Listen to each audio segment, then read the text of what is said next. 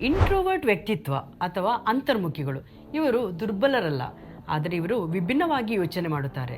ಹಲವರು ಅಂತರ್ಮುಖಿಗಳು ಜನರೊಂದಿಗೆ ಬೆರೆಯುವುದಿಲ್ಲ, ಮಾತನಾಡುವುದಿಲ್ಲ, ಸಾಮಾಜಿಕವಾಗಿ ಅವರು ಆಸಕ್ತಿ ಉಳ್ಳವರಲ್ಲ, ಇವರು ದುರ್ಬಲರು ಎಂಬ ತಪ್ಪು ಕಲ್ಪನೆ ಇದೆ.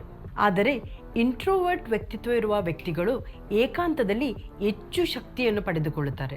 ಇವರು ಏಕಾಂತದಲ್ಲಿ ಆಳವಾದ ಗಮನ ಹರಿಸಲು, ಸೃಜನಶೀಲತೆಯನ್ನು ಹೆಚ್ಚಿಸಿಕೊಳ್ಳಲು ಸಾಧ್ಯವಾಗುತ್ತದೆ.